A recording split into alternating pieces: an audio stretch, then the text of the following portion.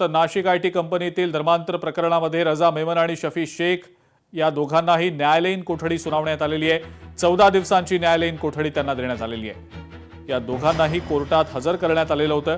Police कोठडी संपल्यानंतर न्यायालयीन सुनावणी पार पडली आणि त्या दोघांनाही आता न्यायालयीन कोठडी 14 दिवसांची सुनावण्यात आलेली आहे।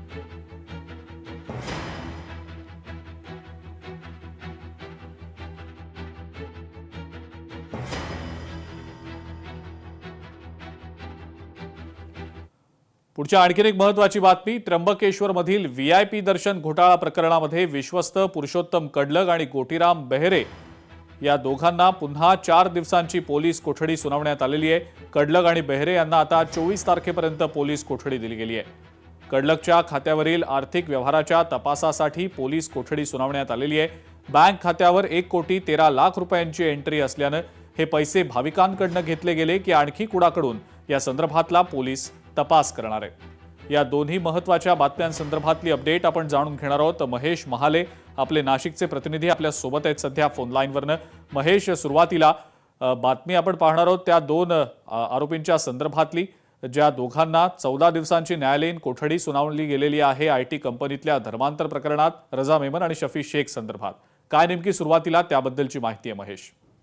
अजिंक्य, अगदी खरं, आपण जर बघितलं असेल तर नाशिकच्या टीसीएस कंपनीमध्ये लैंगिक अत्याचारासह धर्मांतराचं प्रकरण जे आहे ते गंभीर होताना आपल्याला गेल्या काही दिवसांपासून बघायला मिळतं। यामधले संशयित आरोपी असलेले रजा मेमन आणि शफी शेख यांना आज न्यायालयामध्ये हजर करण्यात आलं। तर आज न्यायालयाने त्यांना 14 दिवसांची आहे ती न्यायालयीन कोठडी दिलेली आहे। एकूणच जर बघितलं तर आतापर्यंत त्यांनी अनेक दिवस जे आहे ते पोलीस कोठडी जी आहे ती भोगलेली आहे आणि आता त्यांना न्यायालयीन कोठडी मिळालेली जरी असली तरी त्यांना 4थ्या गुन्ह्याच्या संदर्भात ताब्यात घेण्यासाठी पुन्हा एकदा एसआयटीने पत्रव्यवहार केलेला आहे। त्यामुळे उद्या पुन्हा एकदा त्यांना न्यायालयात हजर करण्यात येणार आहे, कारण टीसीएस कंपनीतील लैंगिक अत्याचारासह धर्मांतराचं प्रकरण आहे। याच्यामध्ये एकूण 9 गुन्हे जे आहे ते आतापर्यंत दाखल करण्यात आलेले, त्यामुळे आतापर्यंत 3 गुन्ह्यांची जी सुनावणी आहे ती आतापर्यंत पार पडलेली। त्यामधली पोलीस कोठडी जी आहे ती रजा मेमन आणि शफी शेख यांनी भोगलेली होती। त्यामुळे आता त्यांना न्यायालयीन कोठडी जरी दिलेली असली तरी 4थ्या गुन्ह्याच्या संदर्भात पुन्हा एकदा त्यांना जे आहे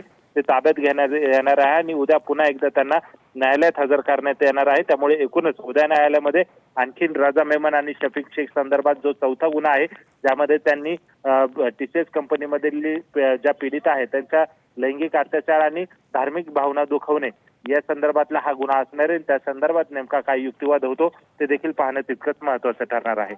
बिलकुल महेश, आणि दुसरी महत्त्वाची बातमी ती म्हणजे त्र्यंबकेश्वरमधील व्हीआयपी दर्शन घोटाळा प्रकरणात 2 जे आरोपी आहेत त्यांना पुन्हा 4 दिवसांची पोलीस कोठडी दिली गेलेली आहे। त्याबद्दल महेश नेमकं काय सांगता येईल?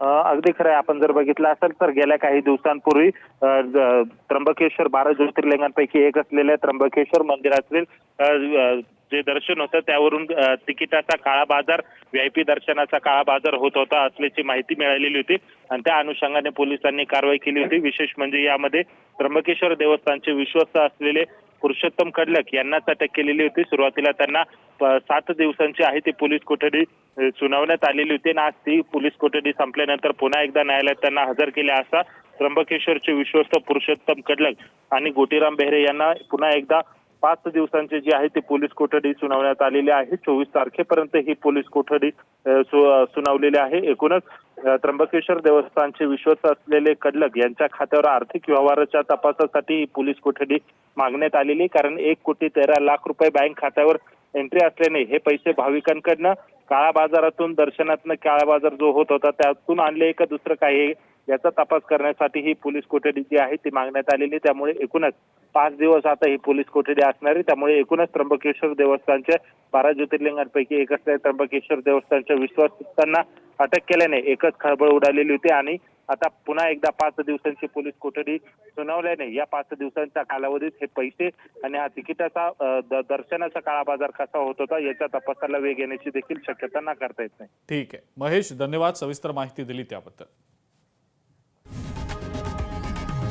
लोकशाही मराठी ऐका, पहा, जागरूक रहा।